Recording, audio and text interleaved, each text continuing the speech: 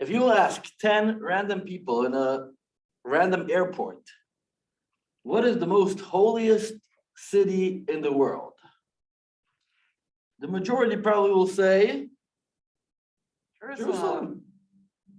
Okay, the majority probably will say Jerusalem. But if you ask again, in Jerusalem, what is, let's say, the 2-mile round holiest place? Again, the majority probably will say around Temple Mount. And if you ask every Jew, what is the most holy place on Temple Mount? You probably will say the Holy of Holies, Kodesh HaKodashim. And if you ask again, in Kodesh HaKodashim, in the Holy of Holies, what is the most holiest thing? Where is the most holiest place? Probably, I'll tell you the answer. The answer is the Ark of Covenant. And happened to be that last week's Parashat Truma, we read that on top of this holiest thing, in the holiest place, we have these two images, Kruvim, the Torah calls them, that are facing face to face. And if you looked at it in the commentaries, if you go to Rashi, the most popular commentary, normally the one that doesn't, change much, trying to put everything very simple, he says that these two images have the faces of babies. How come in the most holiest place in the world, on the most holiest place and the most holiest object, we have two images of babies? Doesn't make any sense. In order to answer this question, I'll tell you that this last Sunday, I drove 3 hours to perform a bris in South Dakota. And how is it relevant? Because we have in the Talmud, in the Gemara, we have a few stories that we call them Tana de Eliyahu. And the commentary tells that Elijah the prophet gave us these stories. And one of these stories tells us about Elijah the prophet that walks one day in the market and he meets this Jew that asks him a weird question.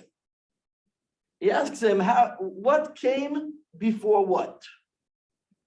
Did Hashem first pick the Jewish people as his nation and then wrote the Torah?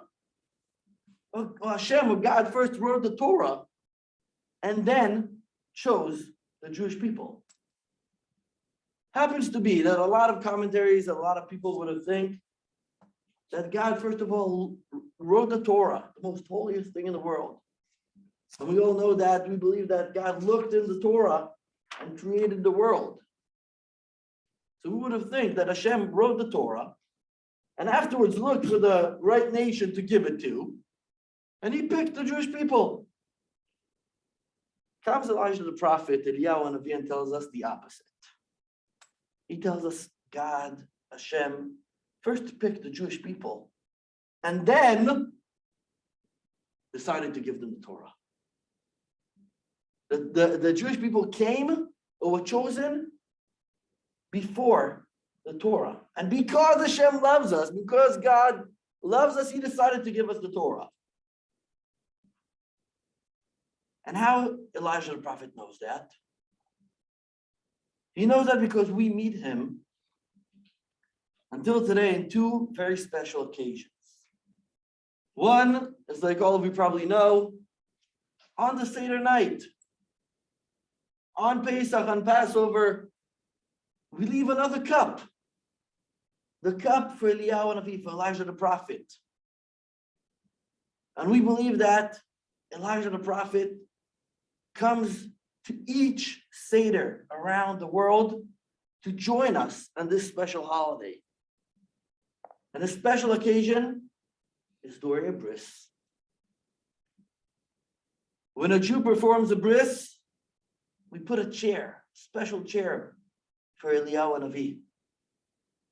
And we invite Eliyahu Hanavi to join us. Because according to our tradition, Elijah the prophet, Eliyahu Navi, doubted the Jewish people. He doubted them, and he was kind of punished to go to see that we continue the tradition, that we perform the bris, that we celebrate the Seder, reminding us that we left Egypt. And when he comes to the bris, he sees that we didn't forget who we are. And happens to be that a family in South Dakota, I don't think they came to shul or to synagogue recently. I don't think they keep Torah or mitzvahs or something. But when it came to a bris, when it came to that moment that they had a baby boy, the mother called me and she said, I want my son to be Jewish. I want my son to have a kosher, halachically bris. And I drove 3 hours to do the bris as a moil. And I was very, very excited. Because only then I understood what Elijah the prophet understood. Hashem loves the Jewish people no matter what. Of course, he probably wants us to be more connected, to learn more Torah, maybe to be more connected to communities, to come more often. But it doesn't matter, because a Jew is a Jew no matter what. If he likes it or not, he's a Jew. And this is what Elijah the prophet teaches us. And in the tabernacle that we read last Shabbos, in the most holiest place, the most holiest object, has, according to Rashi, 2 images of babies. To remind us, and to remind God, to remind Hashem, that we are the children of God.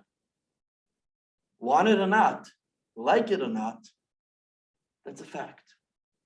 And how is it relevant to our topic today? I think it's very easy. We're going to have a discussion now.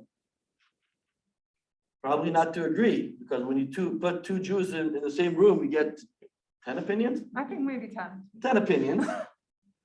But yet, the bottom line is a Jew always supports a Jew. A Jew always is on the side of the Jews. Like we discussed yesterday, we don't like to put the dirty laundry outside. So if we have a disagreement or argument or conversation around the topic, the bottom line, when we come to face the world, we come as one nation. We're all Jews, and we will come to support the Jewish people. This is what Jews do. And after this introduction, I'd like to invite. We have had a comment in the chat that if you're comfortable being able to maintain a distance when you're speaking, if you would like to lower your mask, that's permissible. Thank you. But Probably do what's easier. comfortable for you. It's probably easier to see us when we have our mouths moving.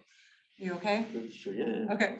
Well, I'm not sure where to go from there. So yes, I think that Jews do generally support Jews.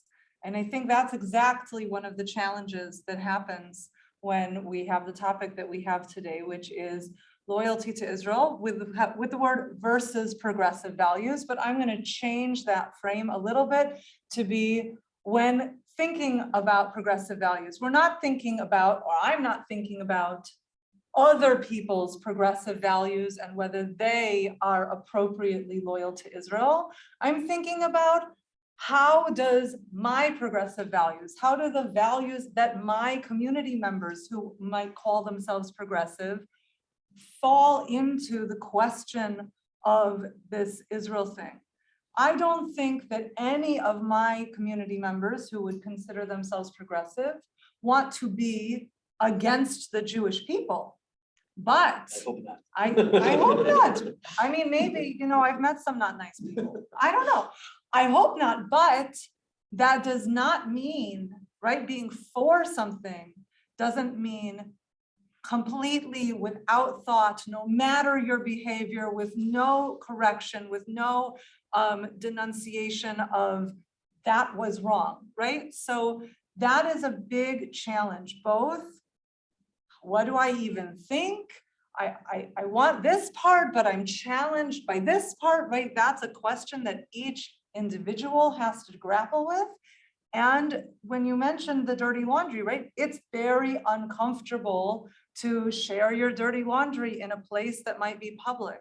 And yet, if we don't create spaces that people can ask questions without feeling that they are being disloyal, without feeling that they are going to be attacked, then they're not able to really fully grapple with the challenges of their view perspectives, with the ways in which they might see America does this, and I think that's rad, and Israel does this.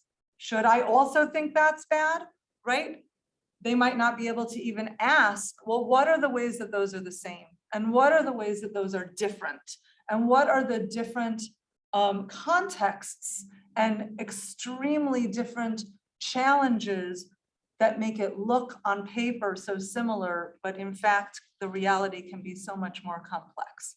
So that's the conversation I would love for us to have. I don't know if we have specific topics we want to get to. We've had a couple yesterday in planning for today. I'm going to invite our community members to raise specific topics that you might personally feel challenged with, from loyalty to Israel and progressive value, or that somebody else's progressive values you feel challenges loyalty to Israel. I invite you to raise topics, and we'll have a conversation about how Jews can disagree and still agree to respect each other.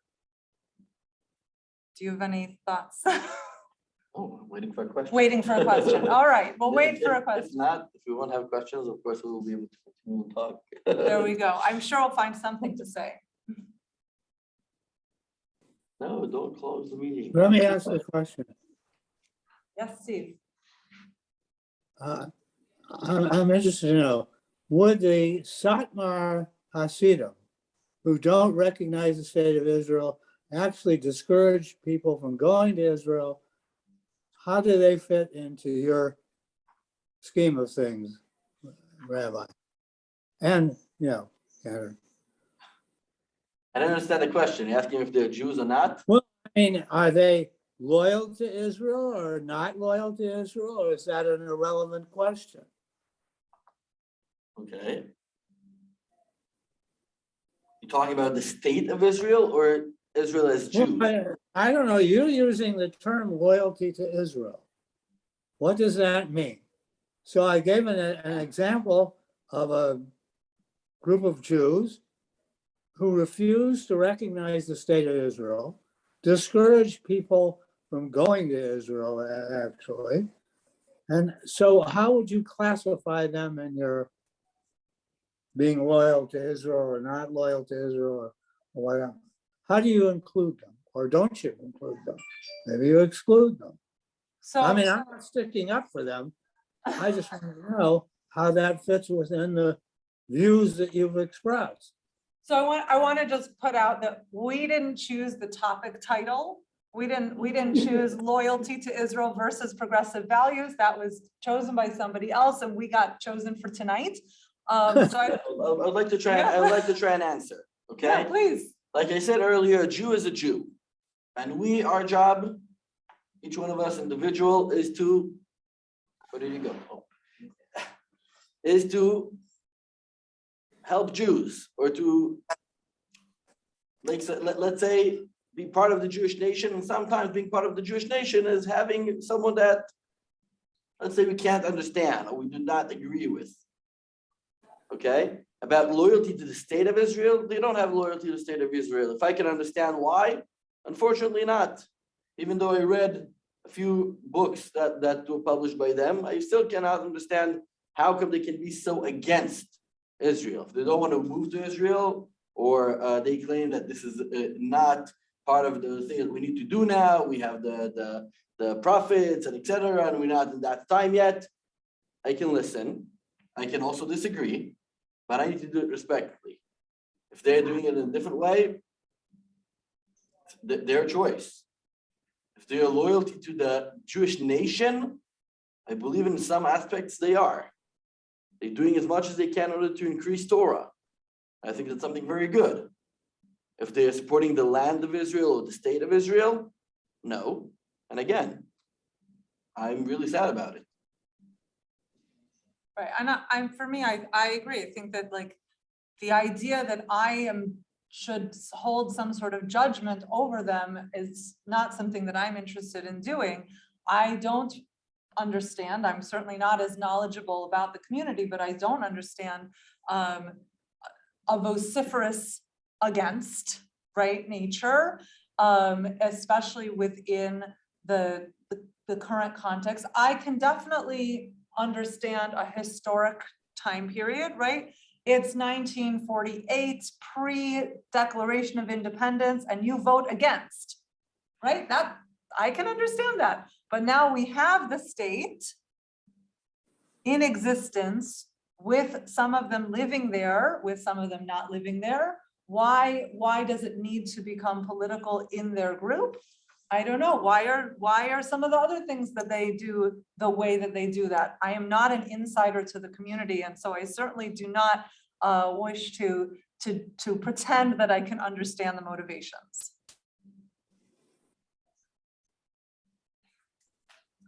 Other. I certainly wouldn't subscribe to that as a progressive value in that group, but No, I don't think that one could describe the Satmars in progressive terms.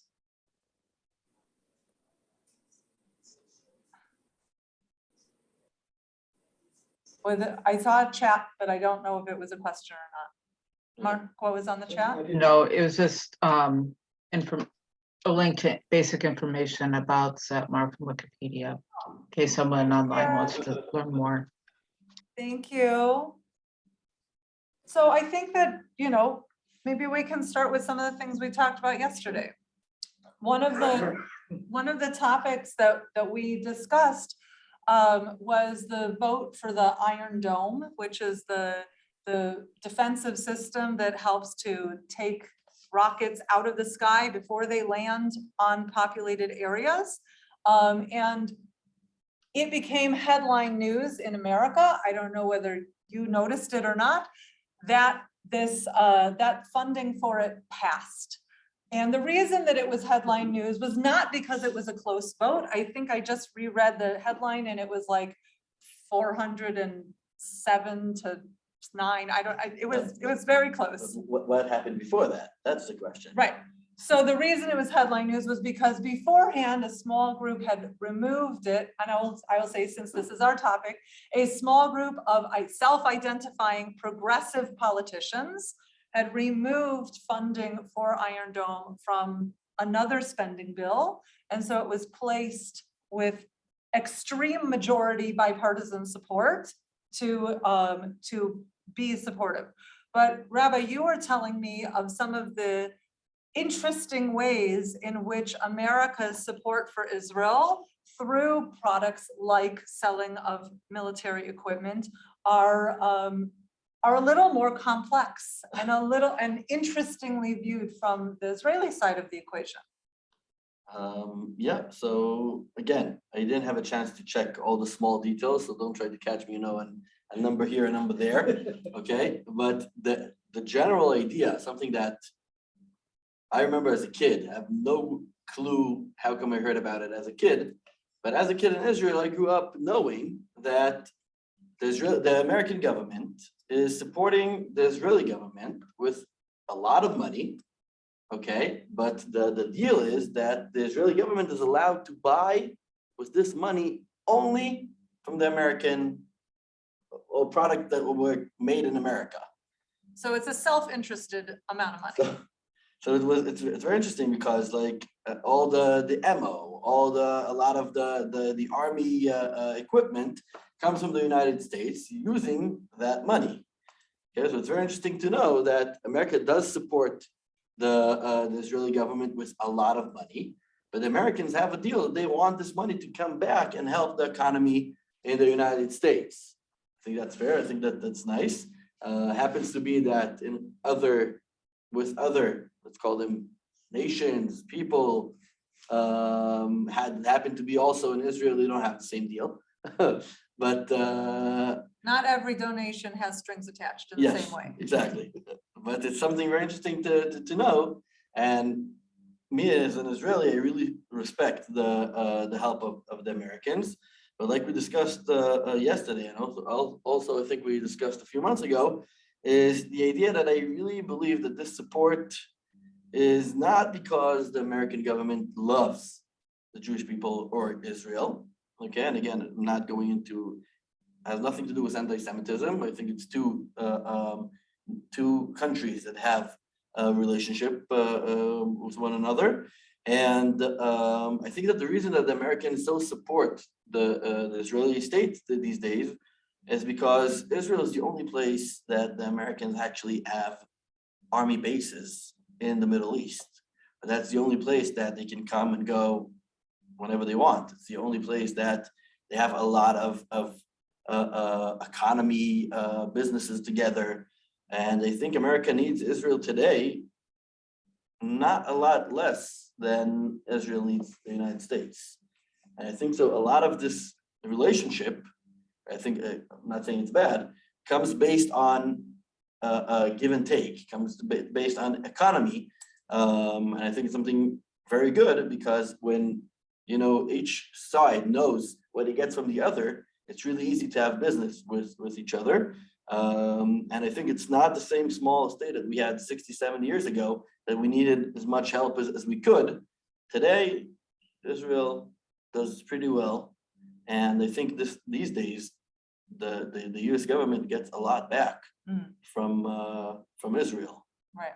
So I'm not sure that Israel's the only place the Americans have a base. I mean, we've been in Iraq for almost 20 years. I think In the we Middle have East, bases. you know, in the area of Syria, Lebanon, Egypt, Turkey, all Okay. this area. Okay, so you're not counting Iraq and Not the UAE. further. Okay.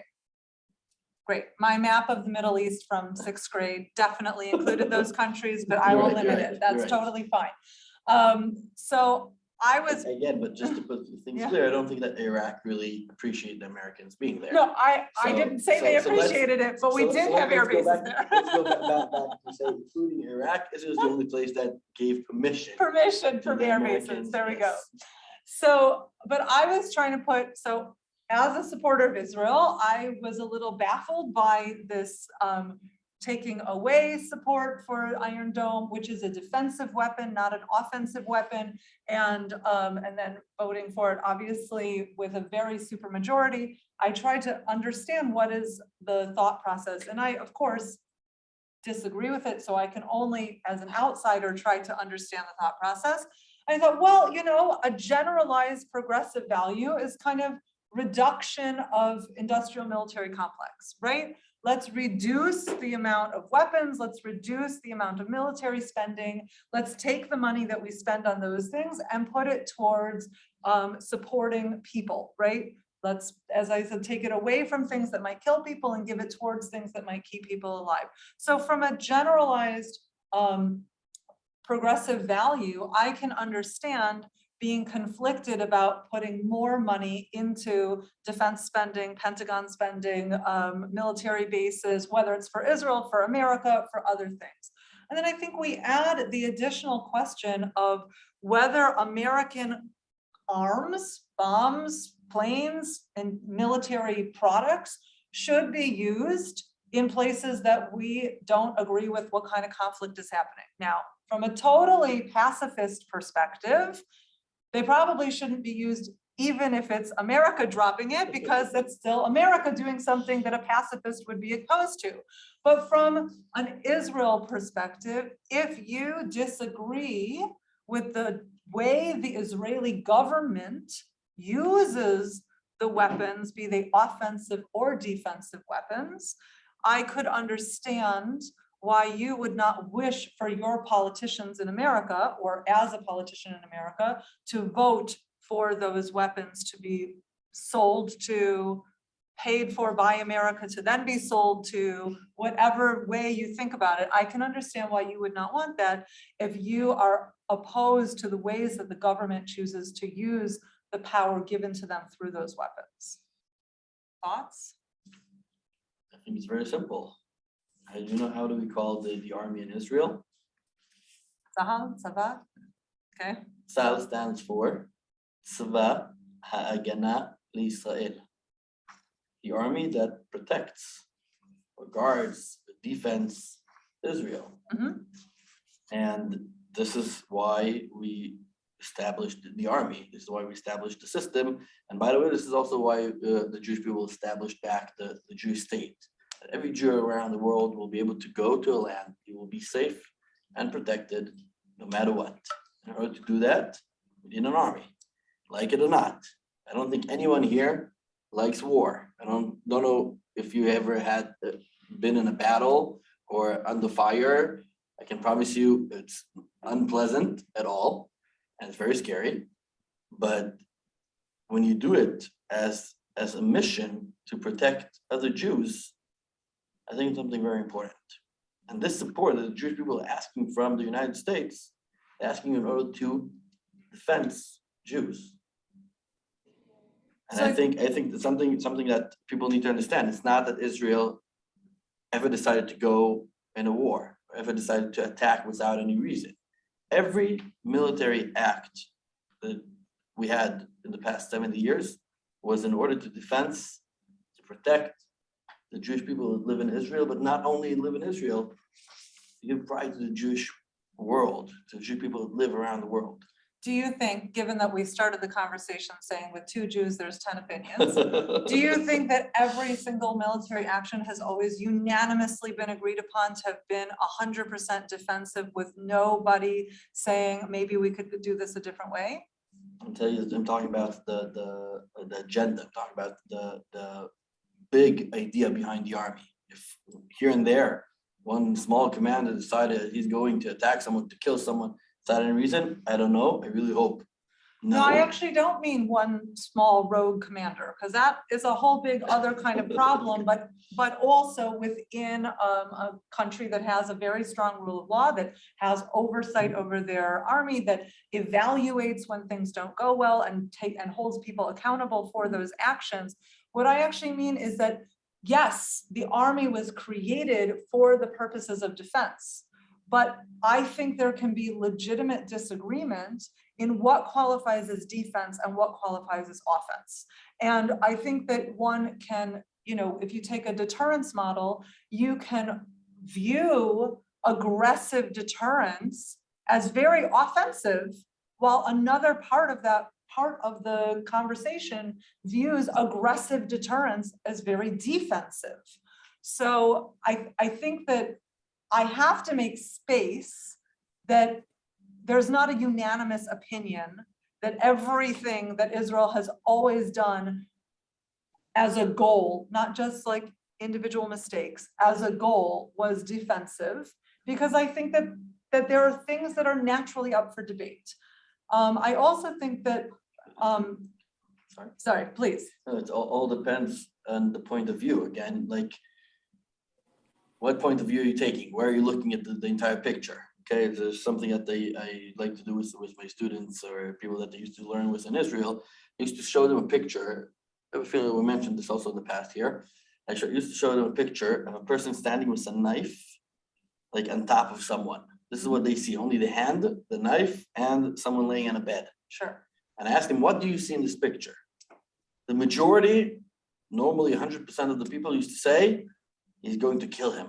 Okay. Because they see a person with a knife on top of a person that's laying down on a bed. Mhm. Okay? And everyone, the first situation was, he's going to kill him. Okay. And then we zoom out, and we see that this person with the knife is a doctor. Okay. Then asked, what do you see? Then most of them said, oh, he's going to save his life. He's going to, do a surgery or something to save his life. I think everything in life is about the perspective. I truly believe, and this is what I understand, and I guess this is my point of view, that everything that the Israeli army did in the past 73 years was in order to defend Jews. If something was a little bit more extreme or more like something went wrong or something like that, probably happened, but the goal was to save Jewish life. And this is what's important. This is what I'm focusing about. Okay, I'm not happy that mistakes happened, and like you said, trust me, Israel is very good to blame by blaming people and making sure that the person was in charge. Accountability. Yes, but yet, if we understand that, what's the goal? So for me, it's easier to look at the picture, the entire picture. Mhm. I can zoom out a little bit and don't see this particular situation that happened, but I see the entire goal. Right. I think for me, one of the challenges is that while I do focus as a Jew, as a professional Jew, as a liberal American, as all the hats that I might wear, I of course focus on Jews, but I'm not exclusive to Jews. And I really truly believe that humanity is created b'tselem Elohim, and that we must show that respect to God's creation, regardless of your faith tradition or anything else that identifies you. And I think that's where, for me, one of the biggest challenges is not only that you may have saved Jewish lives by taking aggressive action, whether it's defensive or offensive action against non-Jewish people. We'll use the term Palestinian, which is not as clear a term as somebody might think. Lots of people have different definitions for who qualifies, what does it mean?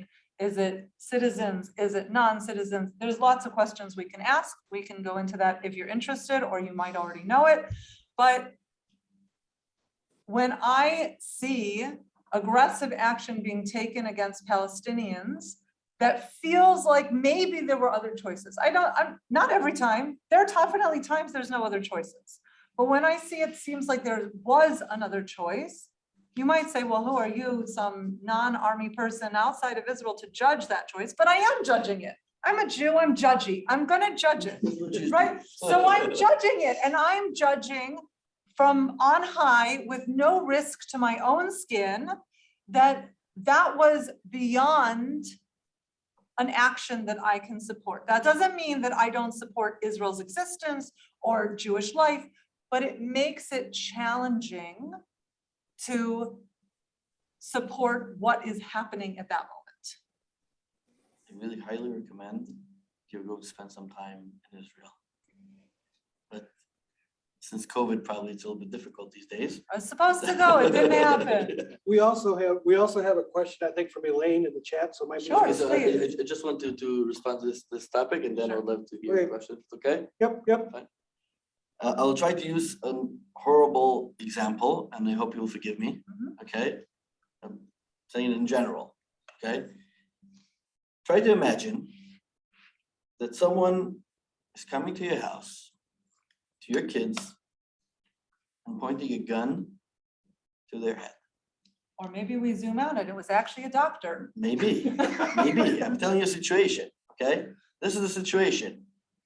So, some bad person, let's put it this way, wants to kill one of your kids. Mhm. What do you as a mom suggest to do? What do you expect from yourself to do in that situation? I don't know, I'm a pretty Try to think- pacifistic try to person. think, oh yeah, go ahead, kill him, or go ahead, what do you want? Let's give you whatever you want. Or you'll act like truly mother and you just beat him up. Probably not, because I don't think I'd have the ability to, but In general, regardless, I do understand your Right. point. What I would say is, with that b'tselem Elohim thought in mind, putting myself in the shoes of a Palestinian, I'm not talking about the Palestinian, I'm I talking am about this person also- that is in your house pointing a gun. What do you do? and I'm saying I really don't know, because I don't have access to my own I self-defense think, by yeah, choice in many I ways. think it's easier for you to So- say it when you were sitting here in the Of room. course, it's easier to say it sitting here. Nobody's got a gun to my head. Okay, so in Israel happens a lot. Okay, But not only one side has a gun to the head. usually, there's one side that does it in order to hurt the other side. And I believe it- that that is not true. Because Israel has an I'll army go back. that has guns go to back. people's heads, I'll go to back and people's recommend- daughters, I really that highly I should live recommend in Israel. There are that you will move Israelis the who Hold on, believe hold on just a this. minute. Let her finish. There are Israelis who believe the same progressive side of values. They're right. We've already established that Jews have lots of opinions. Israelis have lots of opinions. I believe that living in Israel would absolutely change my opinion on many, many things. But I don't believe that you can't possibly come to the conclusion that the army never, that you can't step into the shoes of a Palestinian, that you can't see the army as the gun to people's heads, as opposed to the terrorist as the gun to people's heads. Do you always see it that way? Probably not. I think that you can absolutely come to either conclusion, even living in Israel. It's been a long time since I've lived in Israel, but I did live in Israel. I lived in Israel at a time that there was still bus bombings on a regular basis, before the fence was finished. Okay, I'm not sure that the fences would stop them. Actually, the fence until today is not really blocking anything. Okay, what stopped it was the army. Okay, and like yesterday, a terror group of Arabs that were on the way to a terror attack were killed by the army. Okay, because this is what we expect the army to do, to protect the people from the terrorists. Okay, so I do hope I the army do. protects the people from the terrorists. I I just hope do. that protecting people from terrorists does not sweep the entire people that live next to them and prays like them and looks like them with the brush of terrorism. no, but if you have a group, okay, let's say you have a group of people that, again, don't catch me in the numbers. I'm not talking about specific. I'm using an example. Mhm, Okay, I'm not Yeah, talking about. for sure. Okay, let's say that 50% of that group are terrorists. How would you look? Let's say that they're here in Omaha, okay? A group of people live in the same neighborhood, go to the same worship house, okay? And 50% of them are terrorists. How would you refer to them? Would you let your kids play with them? Would you go and support them and sponsor them and give money to them? Or you will say, you want our support? You want to live with us? Try to push away or to fight against the terrorists. So I certainly don't know what the percentage is, I don't know. and either. I don't think that it's, I just gave an I example just know. to try to understand. I that. think the way that I generally try to function is to try to find root causes. So yes, There's a there are- fact. This is the fact. Focus on the situation that I gave. There's a fact. 50% of them are terrorists. How are you going to refer to them? I would probably be fearful of my children being friends with them. That doesn't mean that I wouldn't also continue to do work to try to say, what are the reasons that there is terrorism within this community? Fair What enough. is it Would you poverty? support them Is without is them? it poverty that creates this? Is it oppression that creates this? Is it policies that I might be able to change in order for them to have different way of life? That's all Those are around. things How that are I'm you referring thinking to of. this group? Would you give them money? Would you invite them into your house? I don't think that that has anything to do with whether or not I use the label terrorism for all of them. Let's get a more immediate example. Our US Special Forces attacked an apartment building in Syria, I believe, in which a real bad guy was in there, but so were his family and children. So was it right for us to attack that building knowing that, or perhaps knowing the children might die, or not? That's a more immediate example. What would you do? Again, I do not have any kind of military training, so I'm not sure that I'm qualified to answer that. I think that always you should be attempting to preserve innocent life. I think that that's one of the goals of both the American Army and the Israeli Army. Whether it's enacted successfully is a whole different question.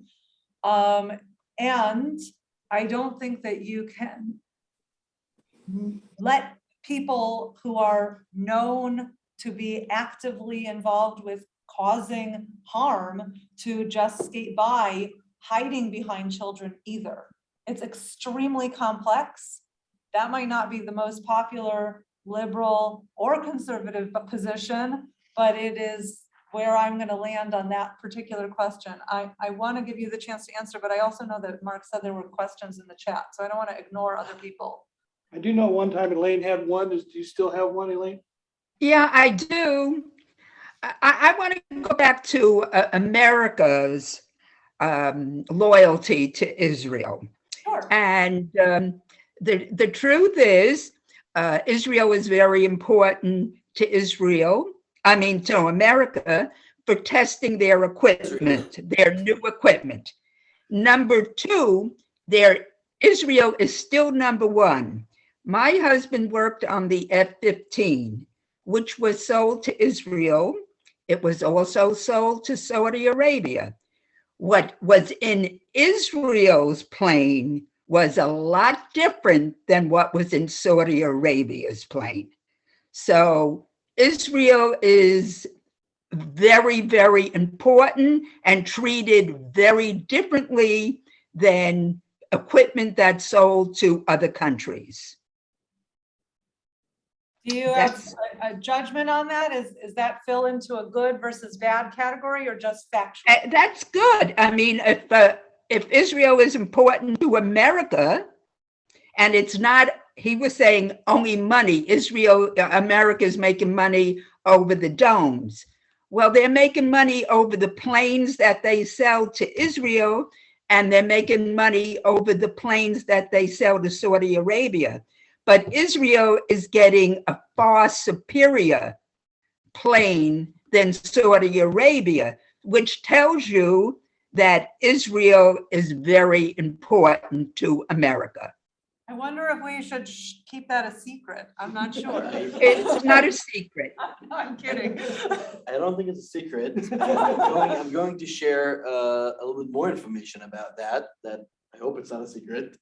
Okay, but a lot of the technology that is in these Israeli aircrafts was developed in Israel, and Israel is sharing their technology with the United States as well. The Israel pilots came over here and were working with the Americans out at McDonnell Douglas. Yeah, so it's not a secret, I guess. Thank you. Other questions from the chat? Are there other questions? I don't see any in the chat. Or does anybody want to raise their hand? Yeah. Oh, we've got, Carrie? yeah, go ahead. Go ahead, Carrie. You have to unmute. There you go. First of all, I think we can go back historically to the very beginning, 1948. Which country was the first to recognize Israel as a country? Of course, our President Truman, right away. That's number one. Number two, one of the big reasons that we support Israel, regardless of religion, is because it was a democratic country in the middle of all the other Middle Eastern countries in the beginning. And it's still mostly that way now. Wouldn't you agree with that? And so I think that's very important as far as the Israeli background and the American country. So I think you placed the question, wouldn't you agree with that, on mostly democratic? And I believe that Israel is a democracy. I am not going to argue that they're not a democracy, but I think we've seen from the recent Amnesty International report and everything else that is not that's not a unanimous opinion, right? And so you could say, oh, all those people are just bad or they're just anti-Semitic, or you could open it up and see what is it that is happening that is leading to questions about whether the democratic country of Israel is actually a democracy. So it's complex, like most things, it's complex. the citizens of Israel get to vote. They have a very messy government. I don't know if you remember, but they had like 4 elections in 2 years. That's pretty messy, right? But that's also pretty like democratic to have some mess and mishigas around voting.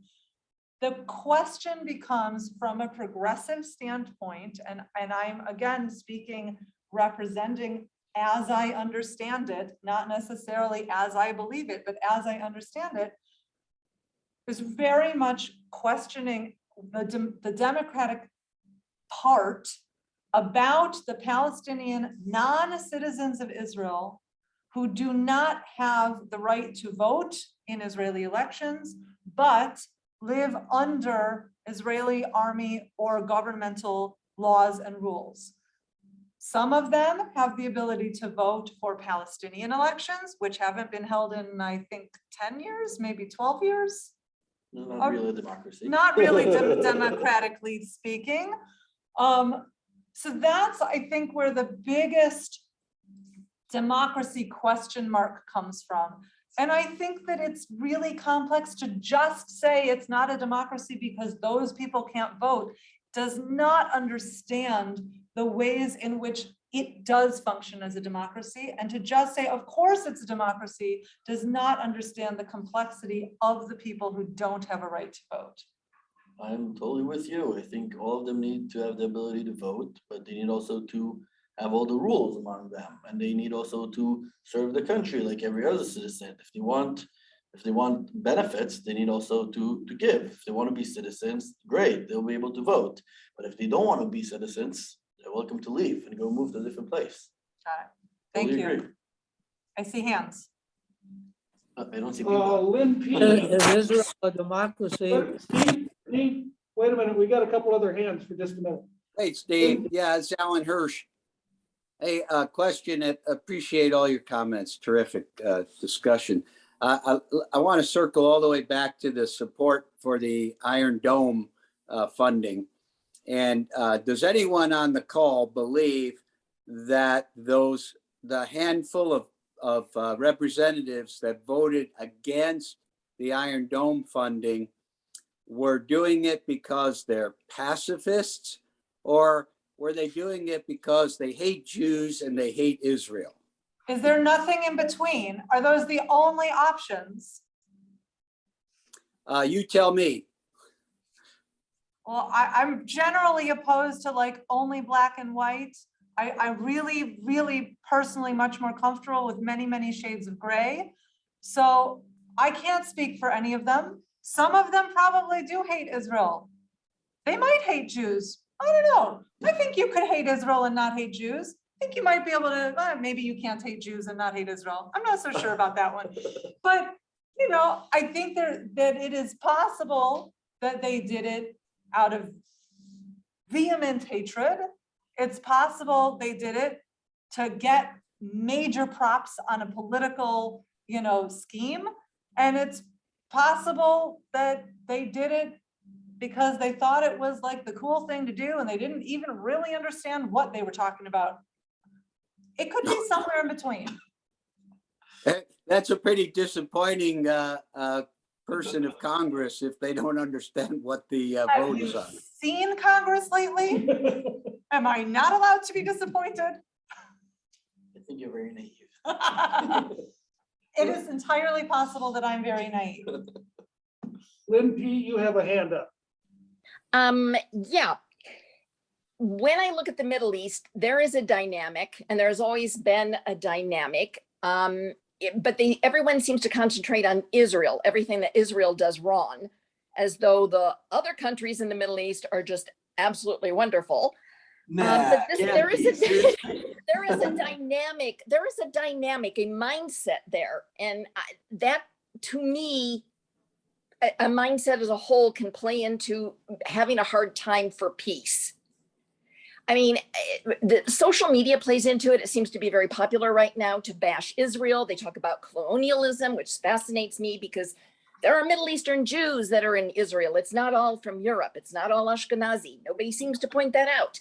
All the Jews never left the Middle East. They were always there. So I find that interesting as well. but it just seems popular right now to bash Israel. Nobody's talking about the Kurds.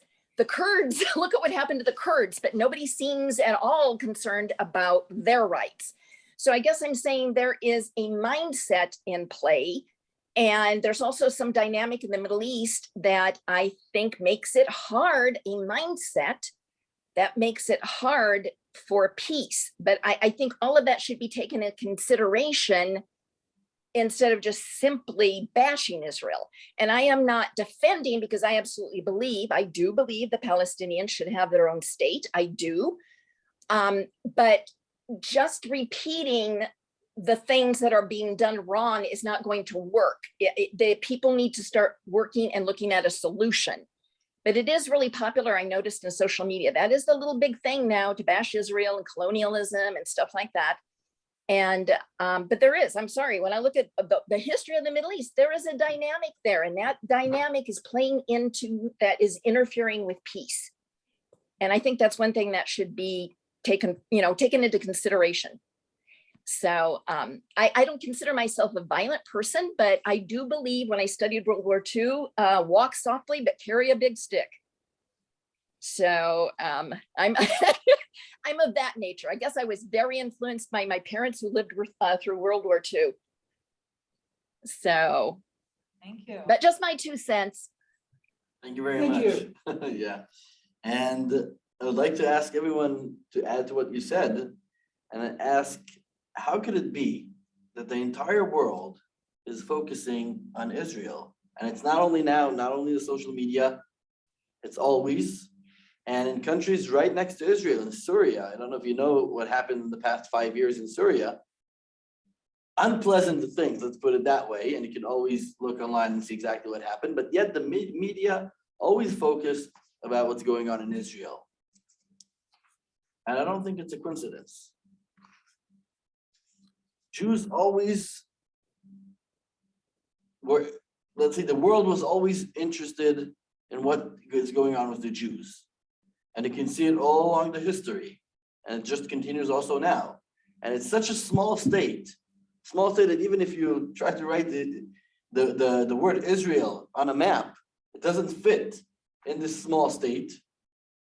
But yet the entire world is focusing and knows exactly what's going on in Israel every hour, every second, every time. Doesn't make any sense to me. Or maybe it does make sense. The Jews are so important to the world. Everyone cares what's going on with them. We have about 5 minutes left. What I'm going to ask the two of you to do is just take a breath for a minute, gather your thoughts, and then each of you independently give kind of a reflective thought about what was discussed tonight. Not necessarily to engage, but just, this is kind of what I got out of it. So whoever wants to go first, go. Sure. So I'll take us back to the beginning. And I think that we always need to remember that as Jews, we need to support Israel. We need to support the Jews. We need to do as much as we can in order to add good to the world. This is what Jews do. And there will be conflicts. Always we'll have disagreements. And I'm not sure that my good is someone else's good. But as long as both of us will try as Jews to add good to the world, we'll be able to grow and to succeed. But if we will focus all the time on looking what's bad, what's wrong, what's need to be fixed, there's also something fascinating. We are sitting here outside of Israel trying to discuss what needs to be fixed in Israel. Doesn't make any sense, right? Okay, but this is what Jews do. Okay, but yet if we will focus on the good and we'll try to always add good to the world, I think we'll be able to turn Israel, the Jewish nation, and the entire world to a much better place. Look, I think that Israel is always complex. Lynn asked, why the fascination? Well, I can't answer without a huge dose of cynicism on why the rest of the world is so fascinated. But I can answer why I'm so fascinated, because it is my homeland, even though I do not live there. Not yet. Okay. And so that is, to me, a reason to learn more and to understand more. And to me, understanding that it's never going to have one unanimous opinion, that there are Jews in Israel who believe that the way the government has functioned is not right, as there are Jews in Israel who believe that it is right or not right enough. Left versus right, okay? I don't think you'll find anyone that agrees that the government function right. Right, okay. Anytime. There are Jews who agree it does not function. Okay. So, and I would like, very much to both try to understand where my natural liberal or progressive tendencies lead me to think one thing about America, and whether it's hypocrisy or just a completely different circumstance to come to a different conclusion about Israel. I'd also like to think about the ways in which the more liberal or progressive Jews of Israel want to be supported. And that is a thing that I think that we as American Jews can do as well. American Jews are very good about supporting Israel.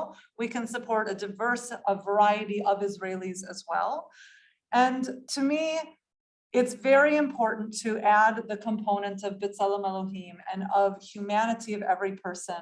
And if we do not take into consideration the other humanities, only whether it's good or bad for Jews, then I think ultimately, I wonder whether it's good for the Jews also, because we are incorrectly, but truthfully held to a standard that people don't hold other countries to and other peoples to. And so it's important to me to behave at a standard that I am comfortable with. And who am I to judge? Nobody except a person who's judging. So they don't have to listen. I don't vote. I don't fight, but I get to talk. Thanks for listening. And thank both of you for tonight. It's been very, Thank you, Mark. yeah. very- Thank you, very guys. Thank engaging you, and, everybody. Worthwhile topics, and I'm sure there's more that people will be thinking as they leave tonight and say, wow, that was really something. So thank you all for coming. We will be here again next week. Thank you very much. I think I get to be here too. Laila Tov.